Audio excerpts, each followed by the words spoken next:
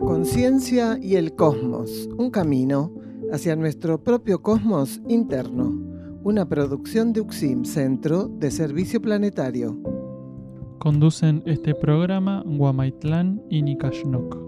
Estos programas, como sabemos decir, ¿no es cierto? Porque puede haber personas que recién sintonizan con esta tarea, surgen de las charlas que en forma gratuita y abierta a todo el público, Gagliardo ofrece en el campo Sierra del Cielo, al norte de Córdoba, cerca de Capilla del Monte. Después el hermano Nikashnok va a dar bien la dirección.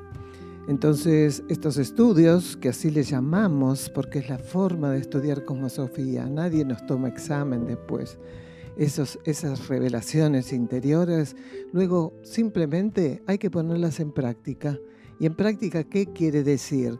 De acuerdo a las situaciones que la vida nos va colocando, resolverlas del modo correcto y necesario. Entonces, estas charlas surgen de así por la necesidad de la nueva cosmosofía y se graban y a posteriori el equipo de producción realiza una síntesis y acá estamos al aire. Así es, además también están basados estos programas en la bibliografía de UXIM, que son todos los libros que ha escrito Daniel Gagliardo. Para quienes no lo conocen, es un instructor de cosmosofía quien fundó hace más de 30 años aquí en las sierras de Córdoba un centro de servicio planetario llamado UXIM.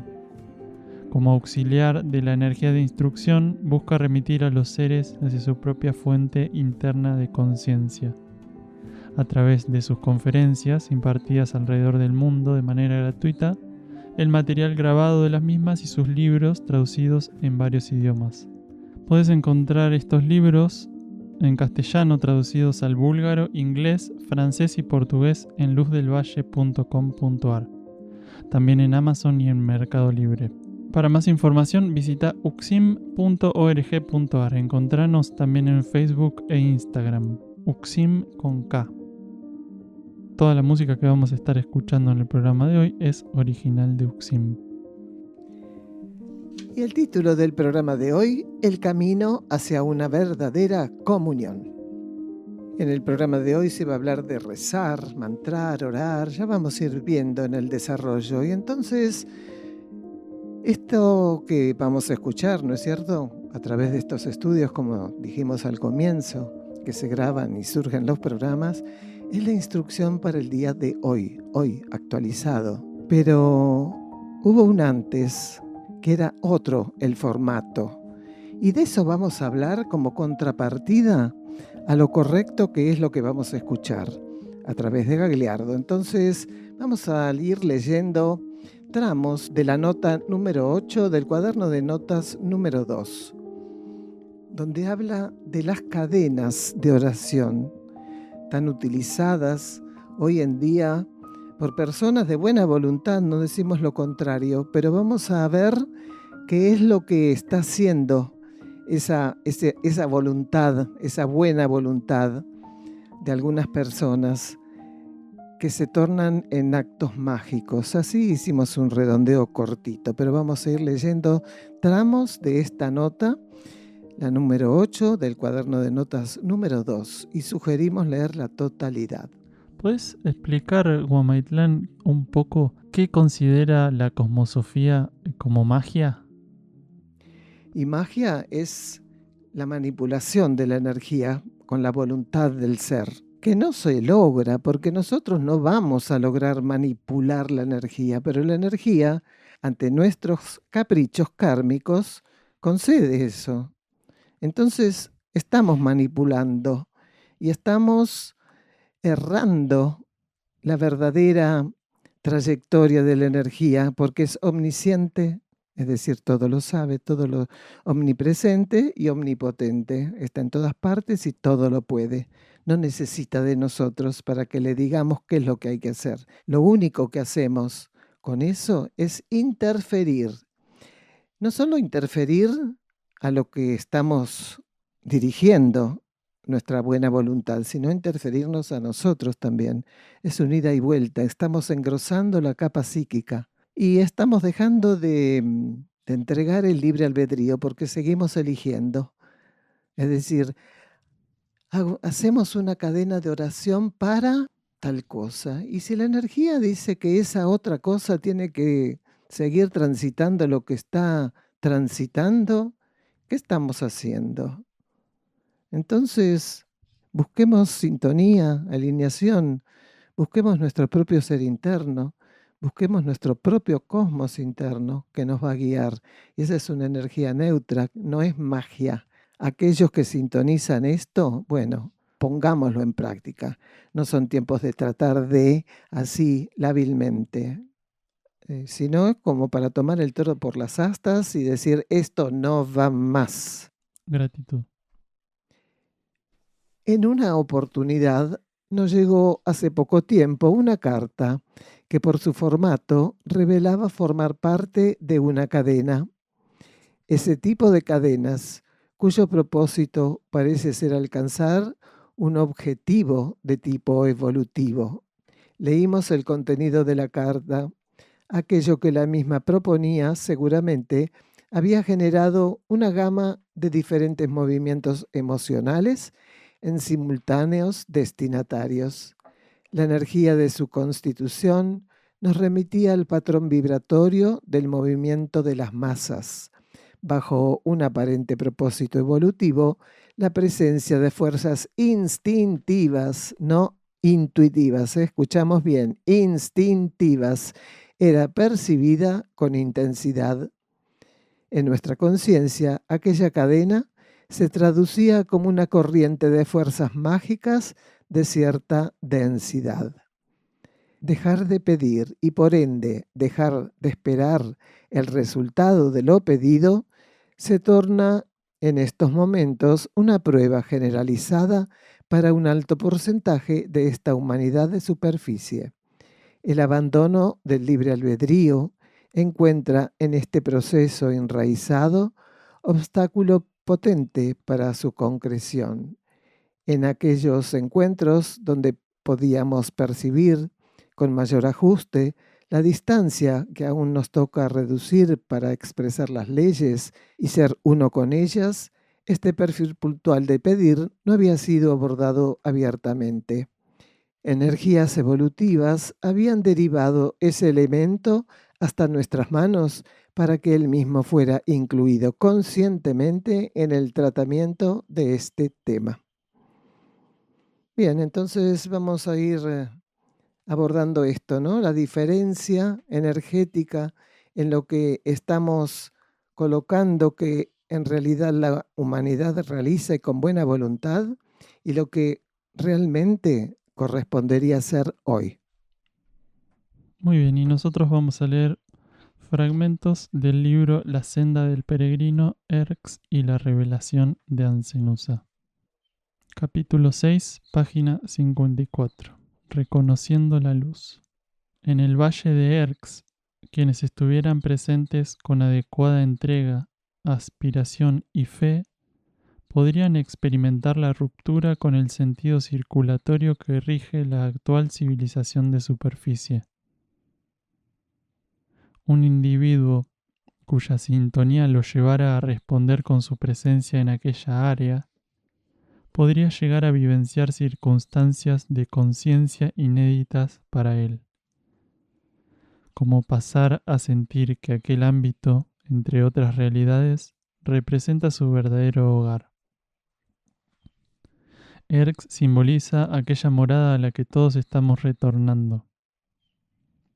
Si la madurez adecuada para sobrellevar esa concientización está presente, podemos pasar a transmutar, en contacto con esa energía de fuerte carácter ampliatorio, la impronta representada por el condicionamiento cultural atávicamente actuante en nuestros trajes.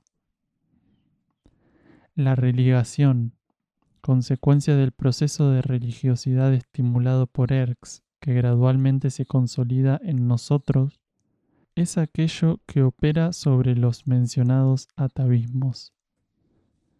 Erx no nos separa del mundo material, mas estimula nuestra integración con los mundos internos para la elevación de la materia misma. Preparar la vida terrestre para albergar el patrón cósmico que sobre ella se vierte. En Erx, todo aquello que nos es destinado y ofrecido tiene como meta que, por nuestro intermedio, se derrame cual ungüento de luz en la ulcerada raza de superficie. La energía de este potente centro auxilia en la trascendencia de una enfermiza identificación con el común denominador, con la finalidad de prepararnos para asistir a quienes no pueden aún despegarse de aquella lacerante adicción, generada por un patrón vibratorio aceptado y consumido masivamente. Bueno, un poco acá el texto habló de la religación y del proceso de religiosidad, que no tendríamos que confundirlo con religión. La religión, las religiones son dogmas, son sistemas de creencias. La religiosidad es un proceso interno. En este caso el texto dice que Erx estimula eso, estimula la religación, dice, consecuencia del proceso de religiosidad estimulado por Erx, que gradualmente se consolida en nosotros. Y eso es lo que opera sobre los mencionados atavismos. Bueno, todo tiene que ver, este texto por algo lo sintonizamos. El título del programa de hoy es El camino hacia una verdadera comunión, así que a lo largo del programa vamos a ir atando cabos entre todo lo que vamos leyendo y lo que Daniel aporta en los audios.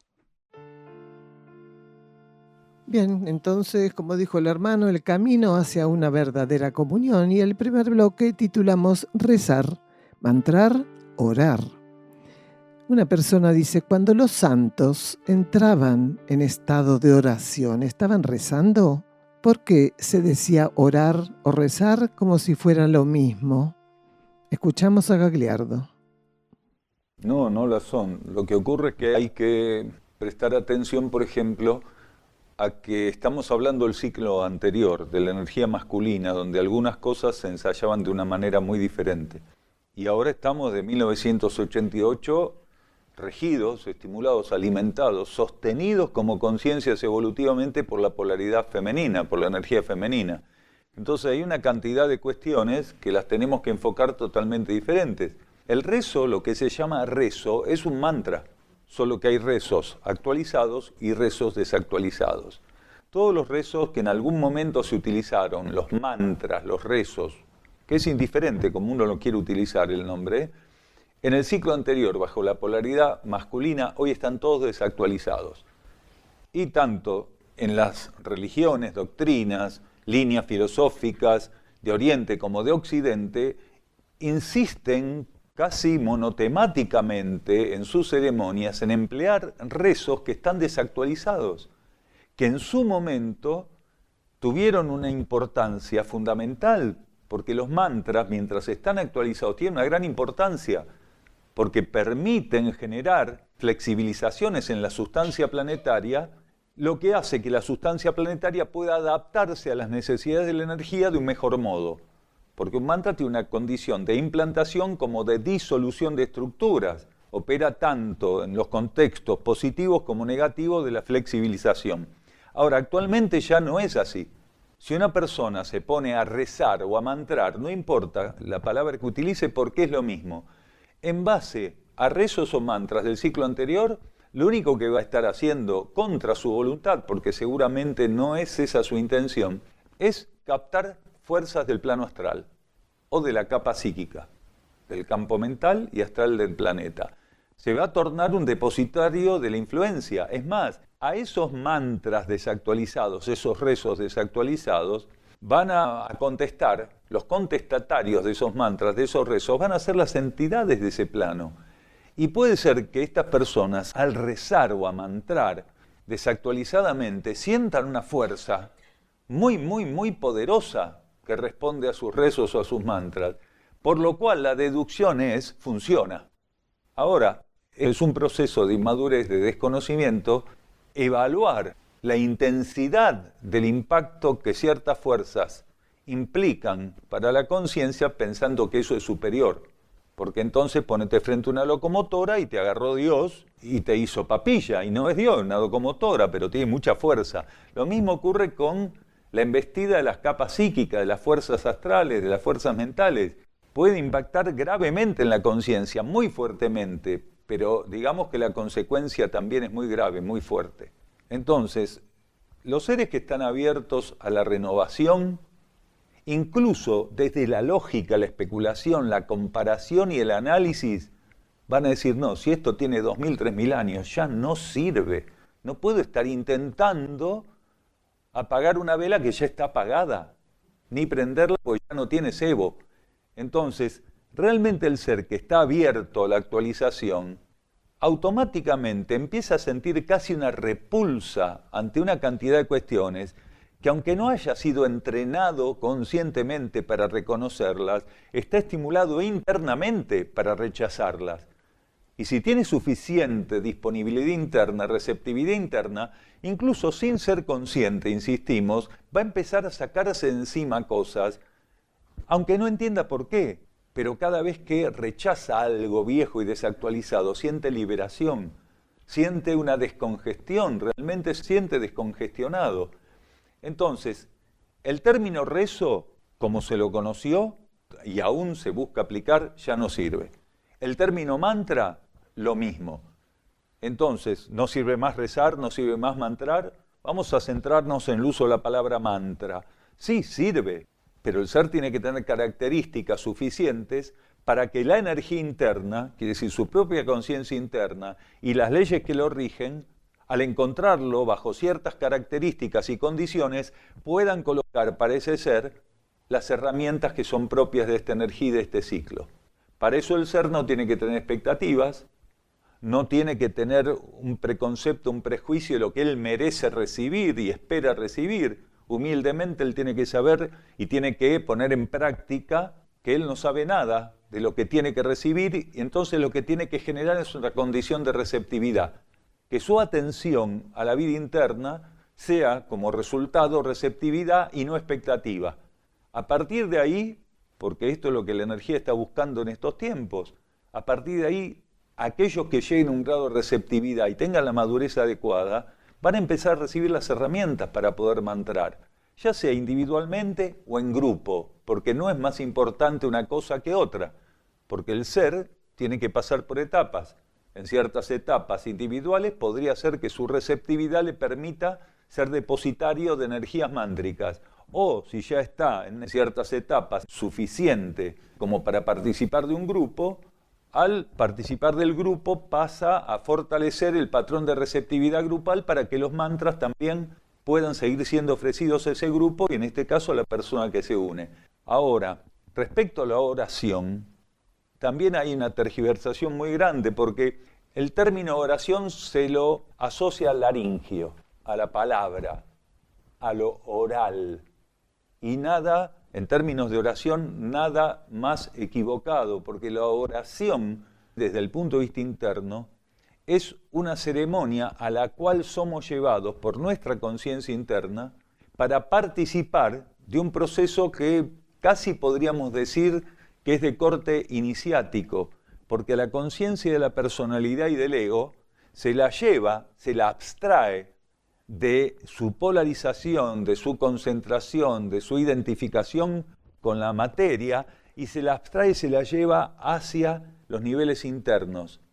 Según el grado evolutivo del ser y según la experiencia orante, que es el grado de oración con el que tenga que ensayar, esa abstracción puede estar en manos directamente del alma inicialmente, que es el núcleo inmediato a nivel supramental, o en seres más avanzados, cruzar en esa abstracción, en ese retiro de la identificación con la materia, cruzar los portales de luz e incluso la mónada misma, ser la instructora del proceso para la personalidad y el ego.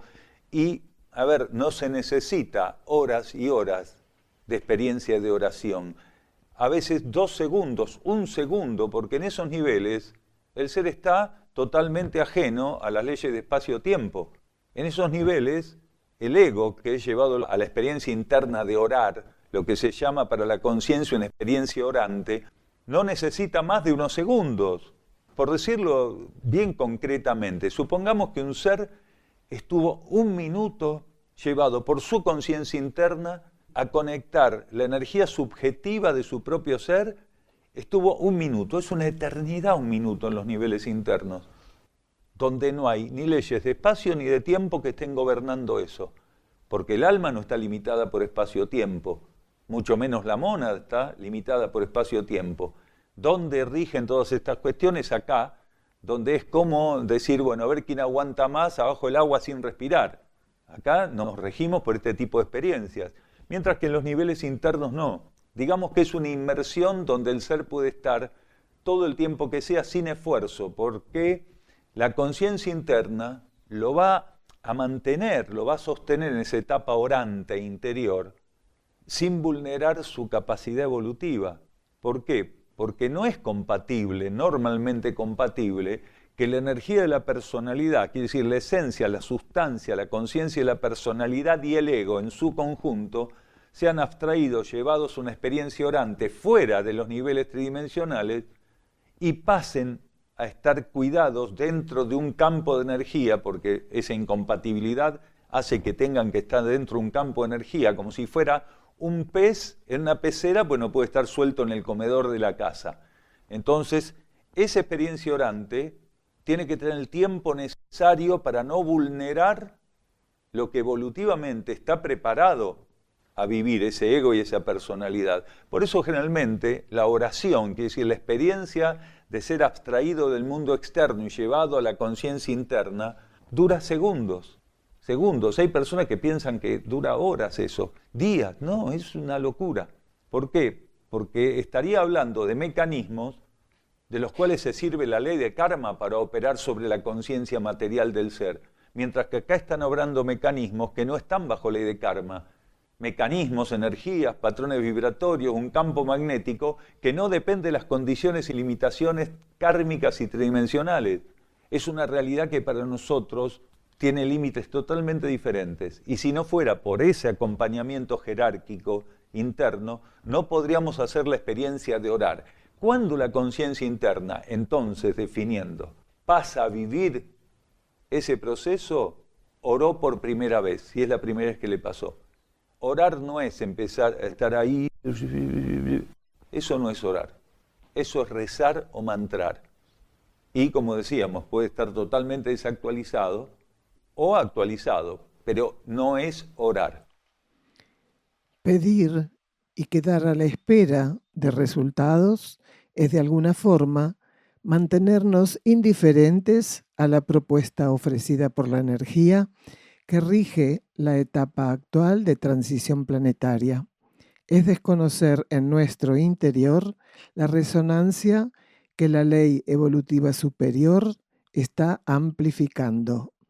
Nuestro relacionamiento con la esfera de la existencia material se cimentó en la posibilidad kármica de la elección, de la expectativa, de la especulación y de un principio temporal creado por una mente sin receptividad a patrones de conducción interior. Aquella cadena potencializaba la interferencia que el pedido arrastra en su condición. Alguien, por algún motivo, que en su arranque incluso podría tener fundamentos de cierta positividad, se adjudicaba el derecho e incluso tal vez el deber de arrastrar a otros seres a pedirle a la conciencia que todo lo rige, que modificase una situación que seguramente esa misma energía rectora conduce y limita por medio de las leyes que forman parte de su expresión. Vamos a un silencio bajo formato musical.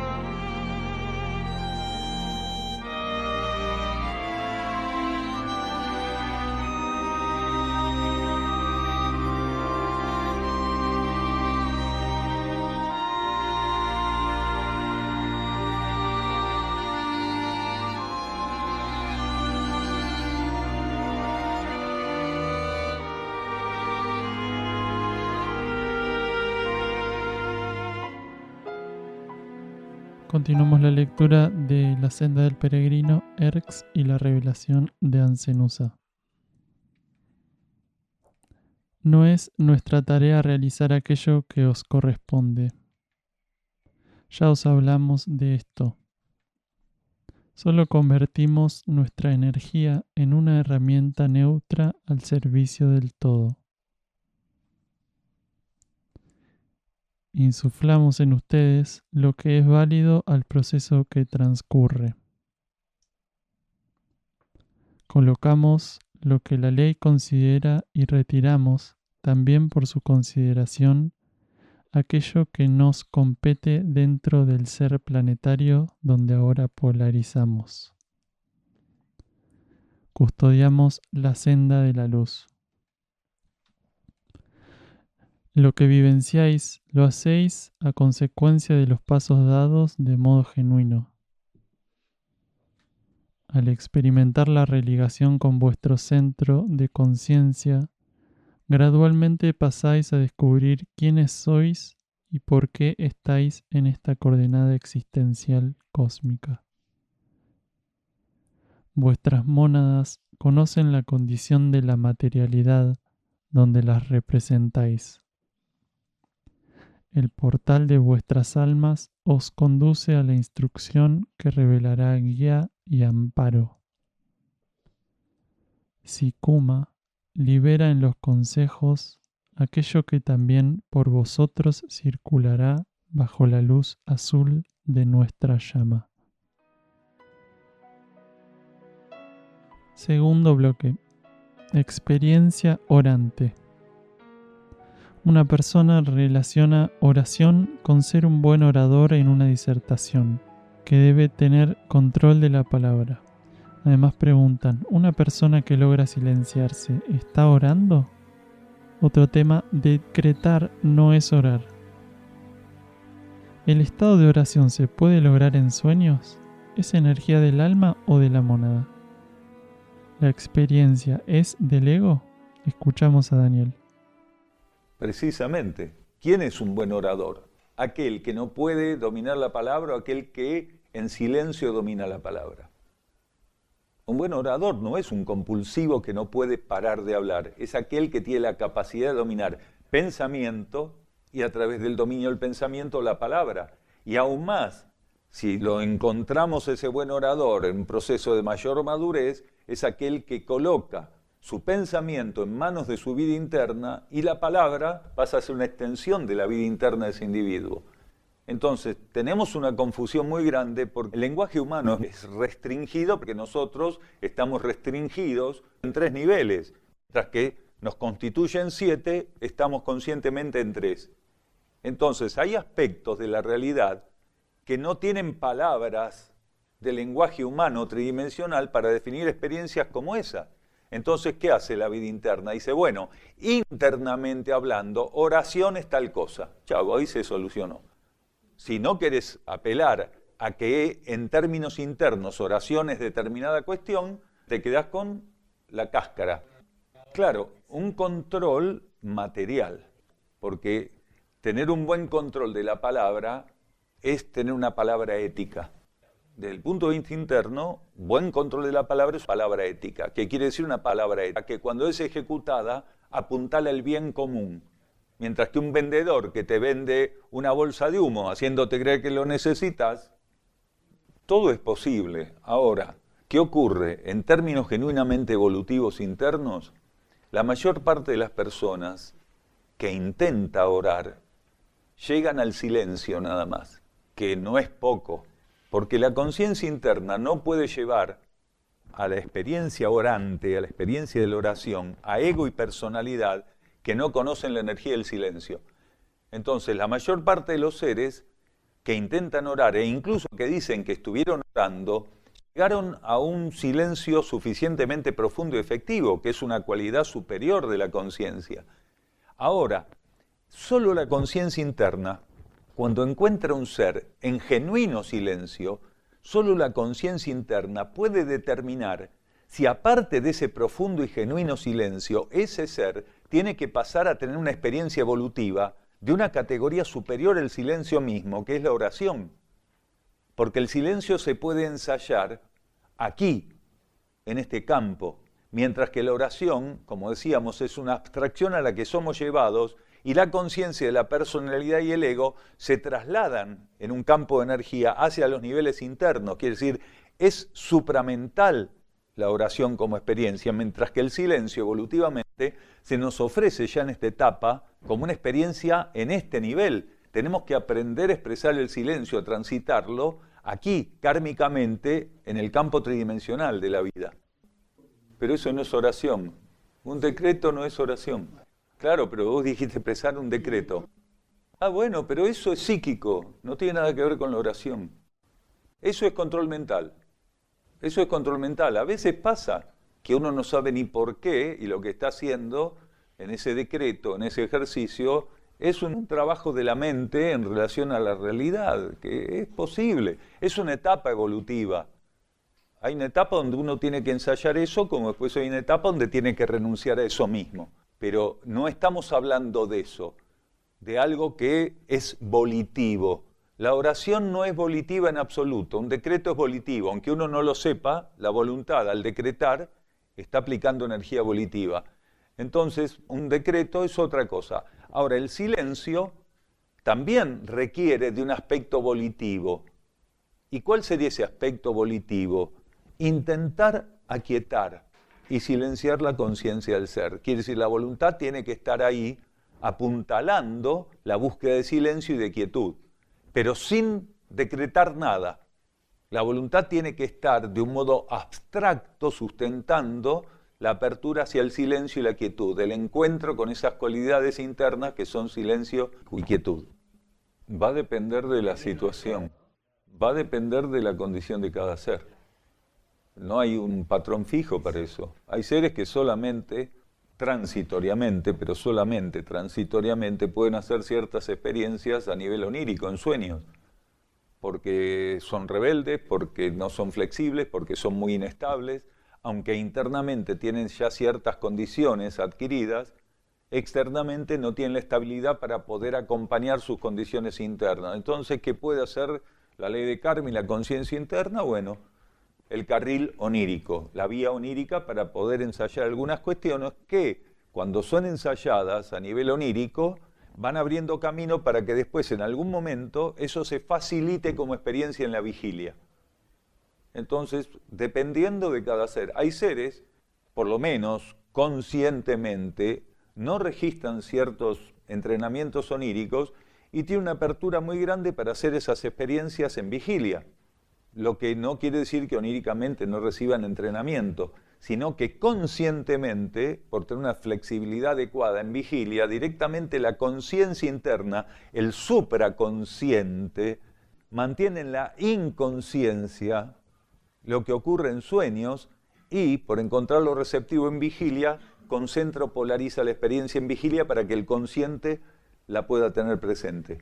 Lo que no quiere decir que no lo tenga en sueños, solamente que en sueños lo mantiene en el inconsciente. El supraconsciente lo mantiene en la vía inconsciente o subconsciente.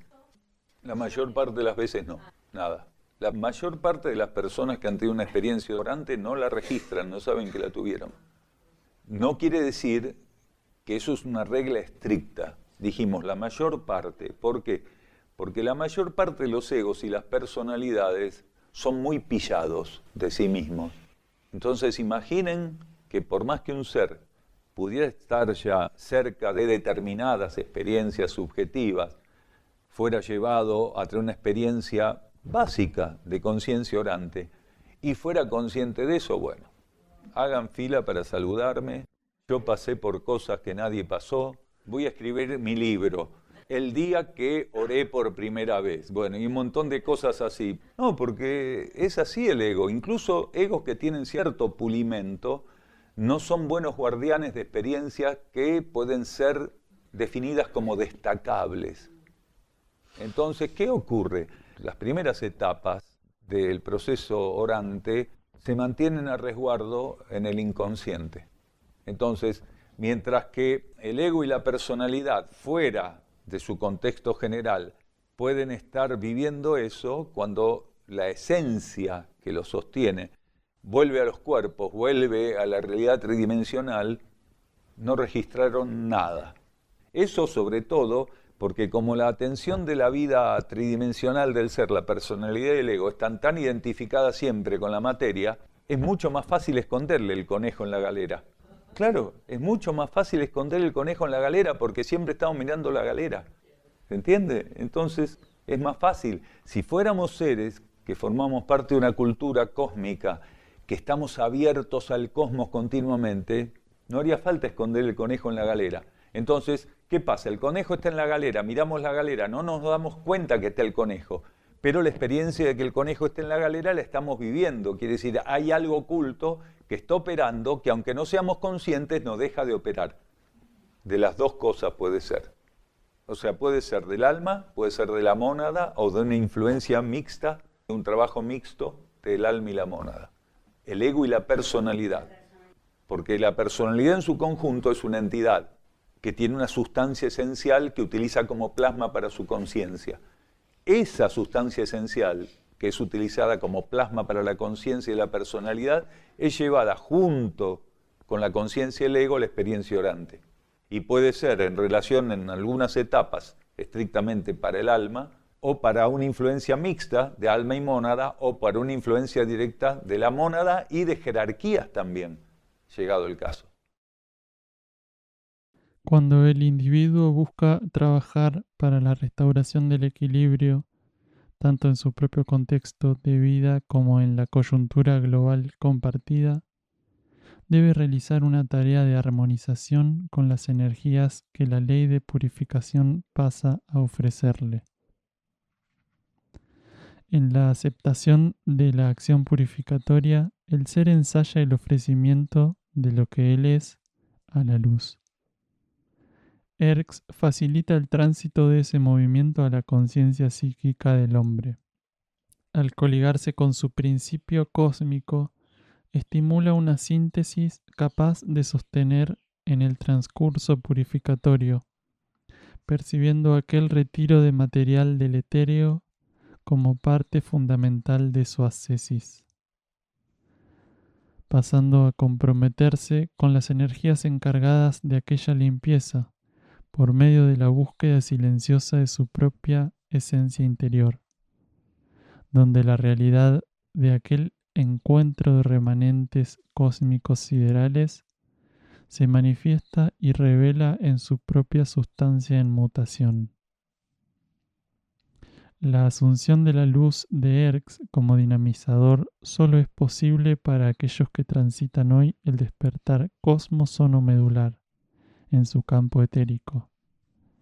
Este circuito del consciente derecho representa la síntesis del proceso energético evolutivo de la humanidad, el mayor hito de energías andróginas y de síntesis, en términos de evolución, jamás vivido por las razas de la superficie planetaria. La actividad paulatina de su despertar acerca al ser la posibilidad de trascender el trabajo sobre los opuestos en sí mismo. Cuando sintonizamos impulsos provenientes del consciente derecho, somos incentivados a experimentar con un flujo propio de la energía de nuestra alma. En su propio nivel, ella no se expresa por medio de polaridades, asumiendo ese rol solo al proyectar su energía reencarnante, el ego, dentro de puntuales ciclos relacionados con el aprendizaje del dominio de las leyes materiales. El desenvolvimiento del consciente derecho y la absorción de las energías de la personalidad en el campo de vida supramental son actividades evolutivas sincrónicas.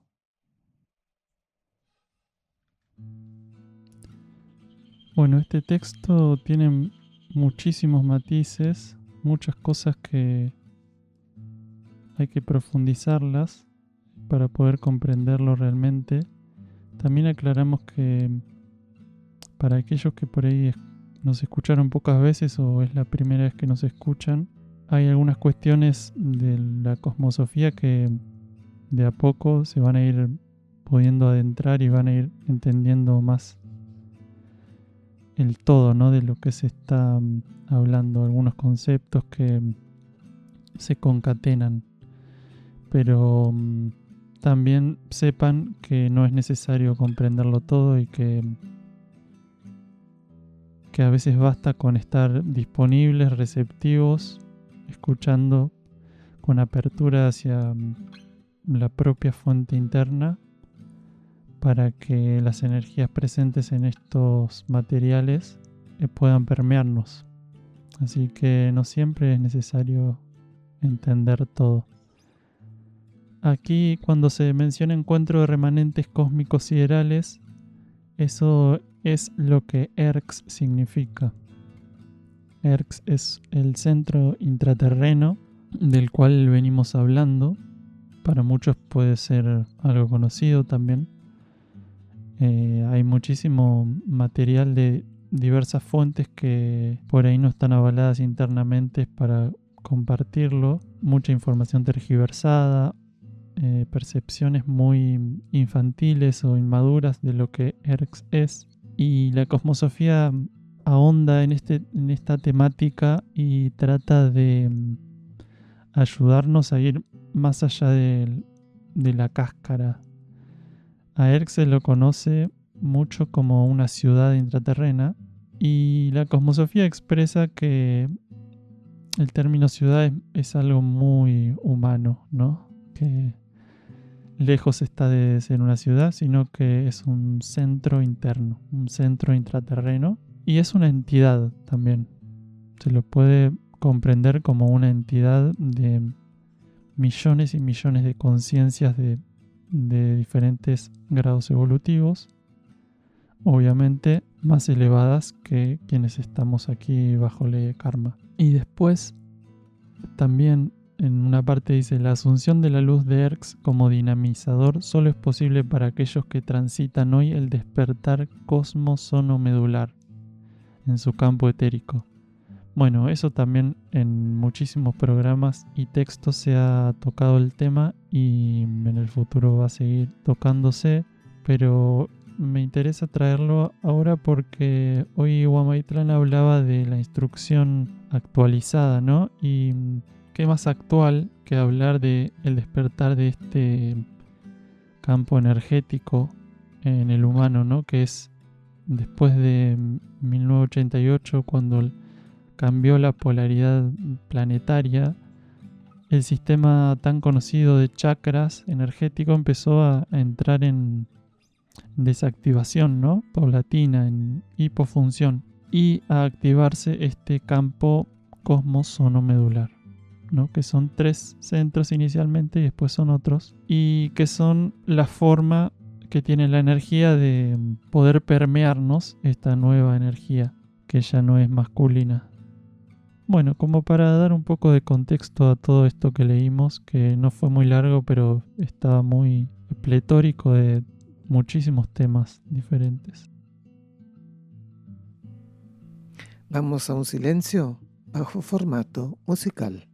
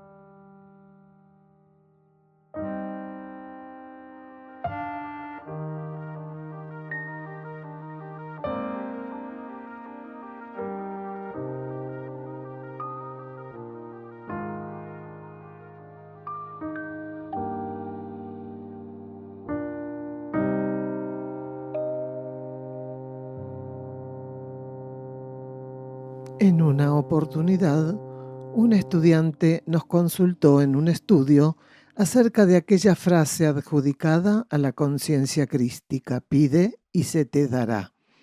Aquel requerimiento nos era presentado en el contexto de un estudio donde ofrecíamos ampliaciones sobre pedir dentro del marco de la energía de la oración. Para cada etapa de la conciencia humana, según su madurez y el plano donde puede efectivizar su polarización, corresponden distintas realidades, expresiones de la esencia de aquella frase. Mientras en etapas básicas el ser entiende por pedir, elegir lo que el ego o las tendencias devenidas de los niveles de la personalidad creen necesitar o desean poseer, en rellanos más elevados de su purificación y ascesis es sólo mantenerse en estado de receptividad y aceptación de lo que la vida única le propone vivenciar y asistir. Pedir se torna entonces ofrecerse a reflejar sin condicionamientos aquella porción de la existencia cósmica que nos corresponda, sin diferir de lo que la conducción de la misma, en conocimiento del propósito único, disponga a reflejar por medio de nuestra constitución y esencia. Bloque número 3. Entonces titulamos Oración, Comunión. La oración, preguntan, ¿tiene que ver con la comunión? Bajo ley evolutiva superior, ¿el ser es estable? Se dicen muchas cosas del Padre Pío. Escuchamos a Gagliardo. Es un acercamiento a lo que en alguna etapa va a ser una comunión genuina, quiere decir una coligación, porque el término coligación significa sintonía estable. Y nosotros somos una cultura que prácticamente no tiene componentes en su estructura que tengan una verdadera coligación con la vida interna y con las leyes cósmicas. Entonces es un acercamiento a un establecimiento de coligación, lo que sería el camino hacia una comunión. Porque la comunión no es hoy estoy, mañana no estoy. Hoy estamos bien, estamos juntos, me peleo, me salgo. La comunión es un estado inalterable, porque quiere decir que el elemento que ingresa al campo de la comunión tiene una condición ya, como decíamos hace un rato hablando, de no dar marcha atrás. La verdadera comunión, por parte de algunos elementos, no admite marcha atrás. Lo mismo una verdadera coligación, una sintonía que ya es estable, porque una sintonía fluctuante la puede vivir cualquier ser que esté promediando, digamos, que esté en la media evolutiva de nuestra civilización. Pero tener una sintonía estable, una coligación, es algo muy diferente. Fluctuar es lo más común, estar surfeando las olas de la fluctuancia es lo más común. Ahora, la estabilidad suficiente dentro de una fluctuación mínima, que es una coligación, que es la herramienta principal para que podamos definir algo como comunión, es etapas más avanzadas. Por eso es que decíamos que el ego y la personalidad solamente pueden estar unos segundos, tal vez, en ese estado. ¿Por qué? Porque se le tornaría imposible. ¿Por qué? Porque están preparados para soportar e instalar su actividad en experiencias propias kármicas de la tridimensión. Son llevados a esos niveles, ¿por qué? Porque en esos pocos segundos, que no se miden segundos, son pulsos, etapas y ciclos que internamente está transcurriendo en esa oración, se los prepara para el futuro, quiere decir, es como un vislumbre del futuro, pero no están en condiciones de permanecer en ese estado, porque si estuvieran en condiciones no necesitarían estar haciendo la experiencia de ego y personalidad. Pero siempre la ley lo que hace es permitir a la conciencia, a través de múltiples mecanismos que a veces parecen que son totalmente opuestos, pero existen como complementarios, que permite el vislumbre. Cuando la conciencia lleva del estado orante, lo que está viviendo es un anticipo del futuro. Está siendo tocada por un aspecto de la sustancia cósmica, de la realidad cósmica, de la vibración, de la energía, de un campo magnético que es ajeno a la tridimensión y a la ley de karma. Están siendo tocadas por eso, y eso queda como un toque invisible, silencioso, en el ego y la personalidad, y pasan a ser un alimento subsidiario de lo que conscientemente aprenden a sintonizar en la trayectoria evolutiva, que es decir, para seguir adelante. Es estable, tiene una limitación, pero es estable, claro, porque una cosa es inestabilidad y otra cosa es límite. Los seres bajo ley evolutiva superior no fluctúan, pero tienen límites precisos. Entonces siempre están en su límite, ni más abajo ni más arriba, porque a diferencia que la ley de karma, que te ofrece trabajar en franjas con un piso y un techo, y uno puede fluctuar entre piso y techo en cada etapa, la ley evolutiva superior no, es absolutamente precisa. La conciencia que lleva a la ley evolutiva superior no fluctúa, pero tiene límites precisos, porque los límites son la garantía evolutiva. Si no hubiera límites, pero no hay fluctuancia. A ver, ¿quién lo describe eso? Incluso el Padre Pío utilizaba muy prudentemente palabras que los demás pudieran entender y validar. Estamos hablando de una jerarquía. Entonces, si vamos a pensar que tiene los mismos hábitos, limitaciones, y que se dedica como conciencia al mismo entrenamiento que un sacerdote común o que un monje común, entonces lo que podían decir del Padre Pío sus compañeros de claustro, lo describían como podían, porque ellos no podían vivir lo que vivió el Padre Pío. Y el Padre Pío tampoco, salvo que tuviera un estímulo interno y jerárquico, no podía en ese momento describir cuestiones que recién ahora se pueden describir de otra manera porque la energía ofrece otros parámetros a la conciencia.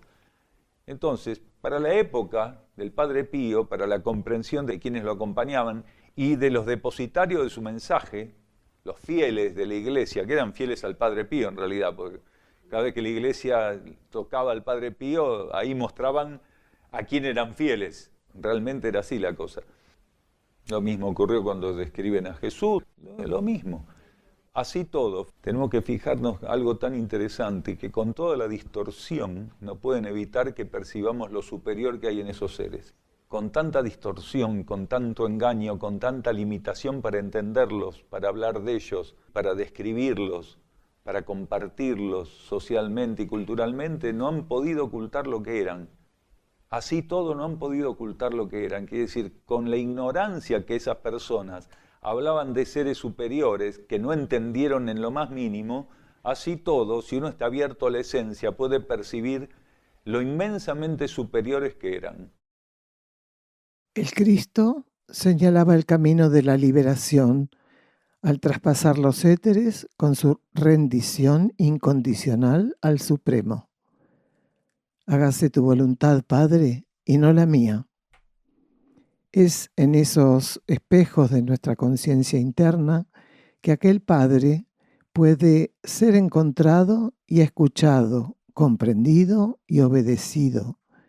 Permitir que nuestros núcleos internos puedan fluir en nuestra existencia concreta es facilitar que sea su voluntad y no la nuestra.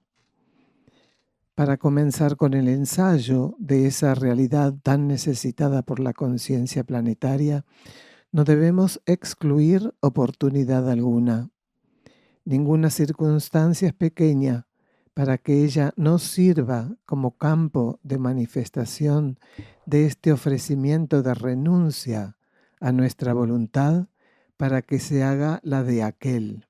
Sin embargo, tampoco la hay tan grave o dificultosa para que nos excusemos de poder permitir dicho tratamiento de nuestra existencia y sus coyunturas. En definitiva, entender que si recién hoy estamos vislumbrando lo que aquella frase nos impulsa a emprender, hasta hace unos instantes, no más, solo intentamos por todos los medios que se hiciera nuestra voluntad, Padre, y no la tuya. Bueno, Huamaitran, repetidas veces se nos ha dicho que hay una sola prueba en realidad, que aúna a todas las pruebas. ¿Cuál es?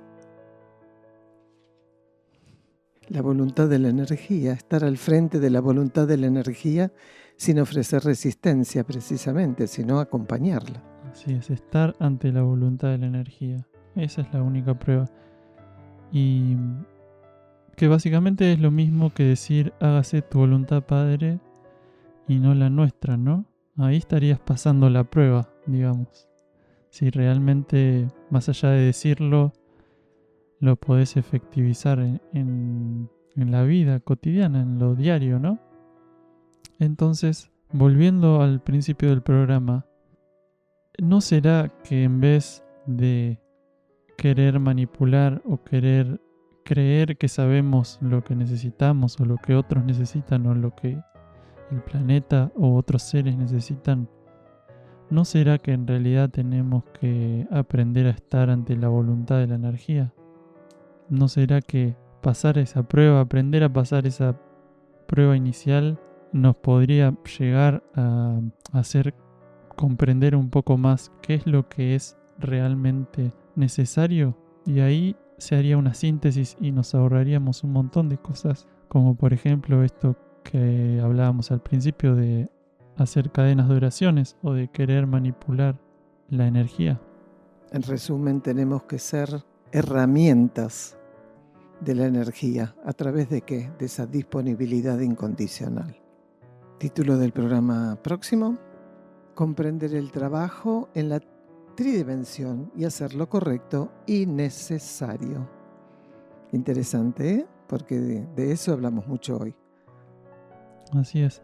Bueno, y en relación a esto podemos agregar que parte de las tareas que estamos realizando aquí en UXIM, es decir, de las cosas que pudimos ir vislumbrando que son necesidades planetarias, es la de atender animales rescatados, ¿no? Tenemos un santuario, en UXIM hay un santuario, un centro de rescate animal, Santuario Sierra del Cielo, así se llama, el cual recibe animales de los mal llamados de granja, equinos, toros, aves, cerdos, cabras, ovejas, y aquí se los atiende, se les da el alimento que necesitan, los cuidados necesarios, cuidados veterinarios, y viven libres en la naturaleza en 20 hectáreas.